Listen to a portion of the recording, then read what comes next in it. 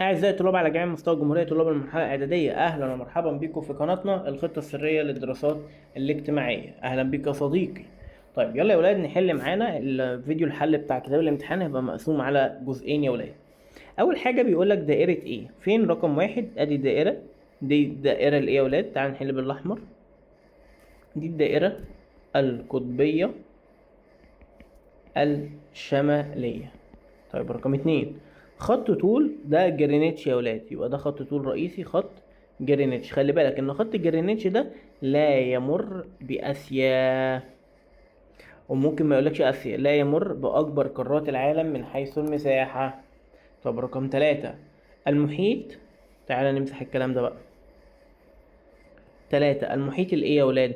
ده المحيط الهادي، يبقى ده المحيط الهادي. طيب رقم أربعة، المحيط الهادي أكبر أكبر محيطات العالم.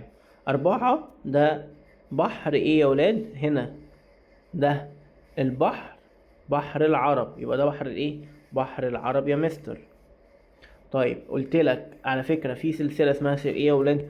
كورس خرائط تانية اعدادي. خلي بالك ان في كورس خرائط تانية اعدادي وكورس خرائط اولى اعدادي.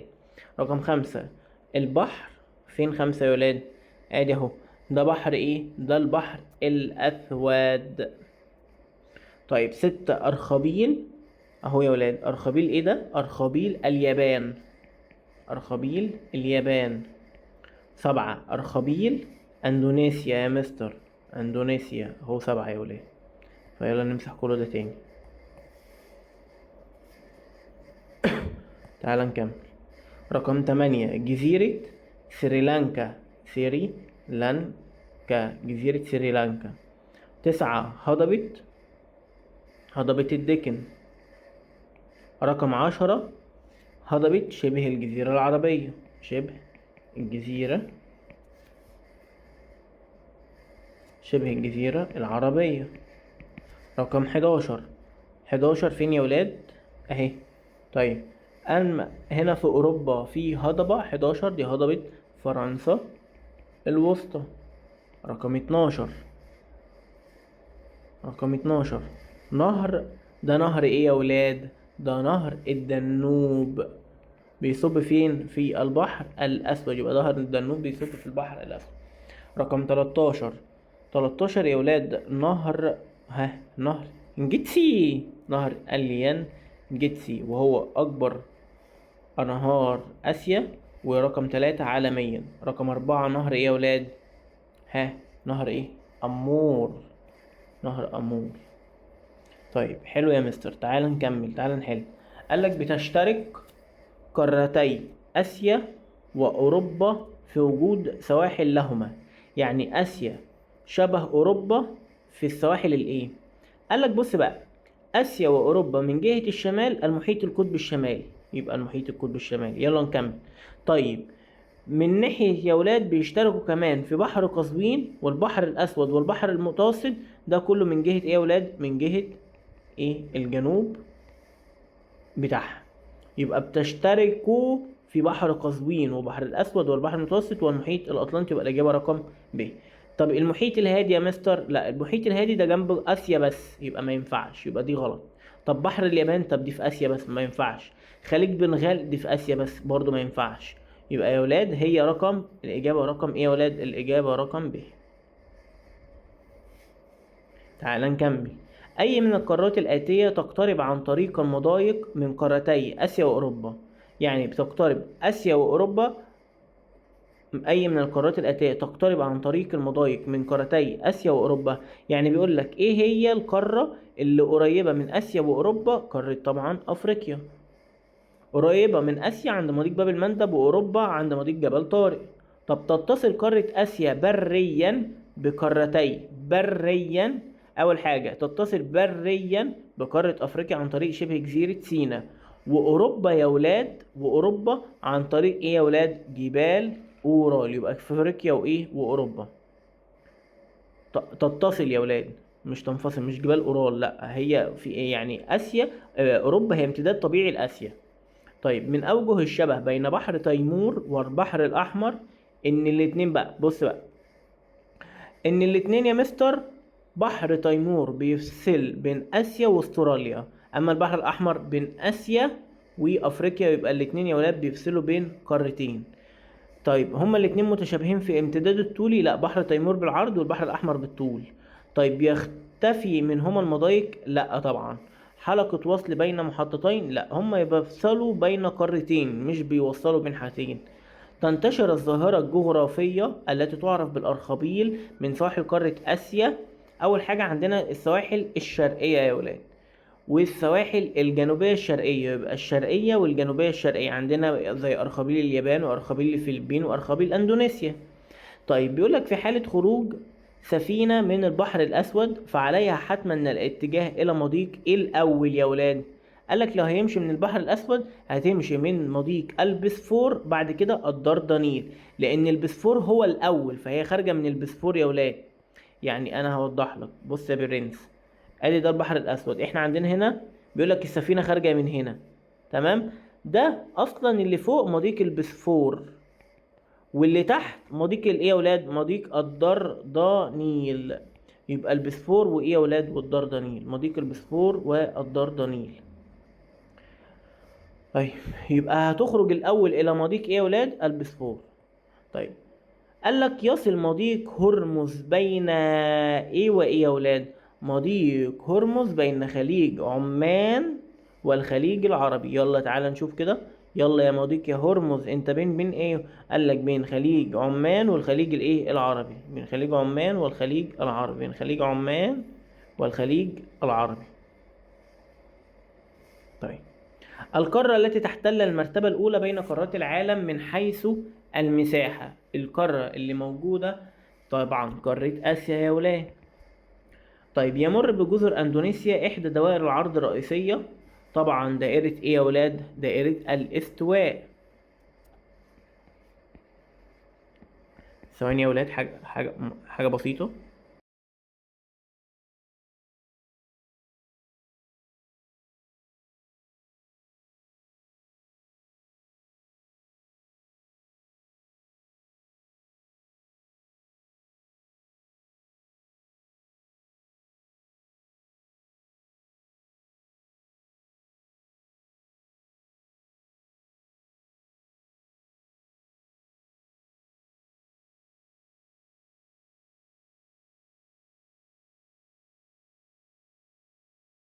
معلش يا ولاد كنت بعمل حاجة. تعتبر قارة آسيا معبر رئيسي لطرق التجارة البرية والبحرية منذ العصور القديمة. عندنا ايه؟ طريق ايه وايه يا ولاد؟ طريق التوابل والحرير، التوابل او الحرير والتوابل. تقع هضبة التبت في وسط آسيا وتعرف ب سقف العالم. ليه يا مستر سقف العالم؟ طيب احنا عندنا كام هضبة يا ولاد؟ عندنا 3 هضاب، عندنا هضبة التبت وهضبة الدكن وهضبة شبه الجزيرة العربية. طيب رقم 1 بيقول لك المسطح المائي الذي يحد قارة آسيا من جهة الشرق. قال لك مسطح مائي يحد قارة آسيا من جهة الشرق، ادي آسيا يا ولاد، شمال جنوب شرق. طب يلا نشوف بقى. البحر الأسود لا ده جهة الغرب، المحيط الهندي ده في الجنوب، البحر الأحمر ده من الغرب برضو، أما المحيط الهادي هو يا ولاد المحيط الهادي. تقترب قارة آسيا من قارة أفريقيا عند مضيق، يعني آسيا قريبة من أفريقيا عند مضيق إيه؟ باب المندب. أما البسفور ده بتقترب آسيا من أوروبا، بيرنج آسيا مع أمريكا إيه؟ الشمالية، والدردنيل ده بتاع أوروبا. يحد قارة أوروبا من جهة الشرق، قارة أوروبا يا ولاد آدي قارة أوروبا، شمال جنوب شرق غرب. طبعا مش أمريكا الجنوبية ولا أفريقيا ولا أستراليا، هتبقى آسيا. رقم 4 أي من الجبال التالية يعد، عايز جبال، يعد حد بري يفصل مش يتصل، قالك يفصل بين قارتي آسيا وأوروبا؟ جبال الأورال. طيب رقم 5 تبدو قارة أوروبا كأنها امتداد طبيعي لقارة آسيا من جهة أوروبا، امتداد طبيعي لآسيا من جهة الغرب يا ولاد. طيب تقترب قارة أوروبا من قارة أفريقيا عند مضيق، أوروبا بتقترب من أفريقيا عند مضيق إيه؟ البسفور والدردنيل. ثواني يا ولاد، معلش، أوروبا مع أفريقيا من مضيق إيه يا ولاد؟ جبل طارق، أنا خدت على آسيا. من الحضارات القديمة التي نشأت بحضارة أوروبا، الصينية دي آسيوية، الفينيقية آسيوية، الهندية آسيوية، أما الرومانية هي أوروبية. توجد بقارة آسيا أعلى وأضخم السلاسل الجبلية في العالم، وهي جبال. يبقى تاني، في قارة آسيا أعلى سلاسل جبلية في العالم هي جبال إيه يا ولاد؟ جبال الهيمالايا، وفيها قمة إيفرست يا ولاد. طيب رقم 9، تشغل هضبة الدكن معظم الجزء الجنوبي في دولة الهند، لأن دي آخرها نون والتانية فيها نون. توجد بوسط قارة آسيا هضبة التبت، وتعرف بسقف العالم. أما الميزيتا دي في أوروبا، الدكن لأ، شبه الجزيرة دي في آسيا. من الأنهار التي تجري بداخل قارة أوروبا، نهر إيه يا ولاد؟ نهر الدانوب. أما أوب ويانس والسند ده كله فين؟ في آسيا. تقع جزيرة سريلانكا إلى الجنوب من دولة الهند يا ولاد. طيب تقع سهول نهر السند بقارة آسيا، نهر السند في قارة آسيا. طيب في الجهة، نهر السند في قارة آسيا يا ولاد في الجهة الجنوبية. أي من الأنهار التالية تجرى بداخل سهل منشوريا في قارة آسيا؟ يعني بيقولك أي من الأنهار التالية تجرى. طيب سهل منشوريا يا ولاد بيجري في سهل منشوريا، سهول سيبيريا ومنشوريا. سهل منشوريا أمور. السهولة التي تقع غرب قارة آسيا، غرب في الغرب، يعني أدي آسيا يا ولاد أهي، شمال جنوب شرق غرب. سهول تقع غرب آسيا، نهر السند لأ، سيبيريا لأ، يبقى دجلة والفرات. السين لأ. يعد أطول أنهار قارة أوروبا نهر إيه يا ولاد؟ نهر الفلوجة. طب تعالى نحل صح وغلط. أنا حسيت الواجب النهاردة بيجري بسرعة، أنا حاسس كده الصراحة. طيب بيقولك تضم قارات العالم القديم آسيا وأوروبا وأستراليا. آسيا وأوروبا، خلي بالك بقى مش أستراليا، هي تضم آسيا وأفريقيا وأفريقيا. مرور طريق الحرير وطريق التوابل عبر أراضي قارة آسيا زاد من الأهمية الاقتصادية لموقعها منذ القدم، بالظبط، وبالذات الموقع الإيه يا ولاد؟ الموقع الجغرافي. أدى الموقع الفلكي لقارة آسيا إلى تنوع نباتها الطبيعي. يبقى الموقع الفلكي بيحصل فيه تنوع في 4 حاجات: تنوع المناخ، وتنوع النباتات الطبيعية والحيوانات والمحاصيل الزراعية. يبقى صح. نشأت بقارة آسيا عديد من الحضارات العريقة زي الحضارة الصينية والحضارة اليونانية. أقول له غلط، هي مش اليونانية، عندك الهندية. تمتد قارة أوروبا بأكملها في نصف الكرة الأرض الشمالي. أوروبا فعلا في الجانب الشمالي. طيب يحد المحيط الهندي قارة أوروبا من جهة الغرب. أدي يا ولاد قارة أوروبا، أدي أهي، شمال جنوب شرق غرب. بيقولك من ناحية الغرب المحيط الهادي من جهة الغرب، لا طبعا ده المحيط الإيه يا ولاد؟ المحيط الأطلنطي. رقم 7 بيقولك تشغل السلاسل الجبلية والهضاب أكثر من نصف مساحة قارة آسيا. أيوة يا مستر. يسود الجزء الشمالي في قارة أوروبا السلاسل الجبلية المرتفعة يا ولاد. رقم 8 غلط، هقول له هي باسم الصليب، مش الجزء الشمالي يا ولاد، هو الجزء الايه؟ الجزء الجنوبي. تمام.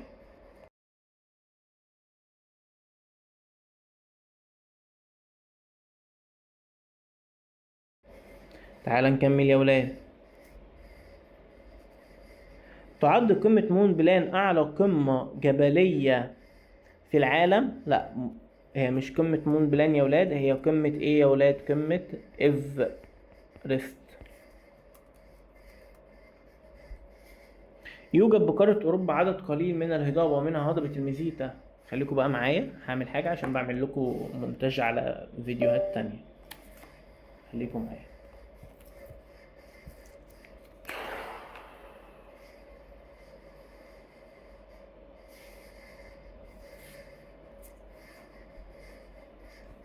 يوجد بقارة أوروبا عدد قليل من الهضاب ومنها هضبة الميزيتا بدولة فرنسا. أقول لك الميزيتا مش في فرنسا يا ولاد، هي الميزيتا في أسبانيا. الميزيتا فين يا ولاد؟ في أسبانيا. طيب يقع نهر يانسي في شرق القارة. لا، أوبو يانسي ولينا في شمال القارة، يبقى الإجابة غلط، في شمال القارة. رقم 12 يعد السهل الأوروبي العظيم أكبر السهول الفيضية في أوروبا يا ولاد. أيوة يا مستر، الإجابة صح. طيب تأتي قارة آسيا في المرتبة الثانية بين قارات العالم من حيث طول سواحلها. يعني قارة آسيا في المرتبة الثانية، يعني قارة آسيا من حيث طول سواحلها غلط، هي من أطول، تأتي في المرتبة الأولى. تتميز السهول الساحلية في قارة أوروبا بكثرة التعارج مما يساعد على قيام الموانئ الطبيعية. أيوة يا مستر صح.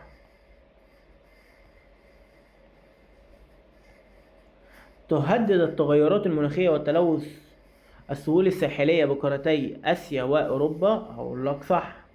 ساهمت السهول في تحقيق الاتصال بين دول قارة أوروبا. هقول لك صح.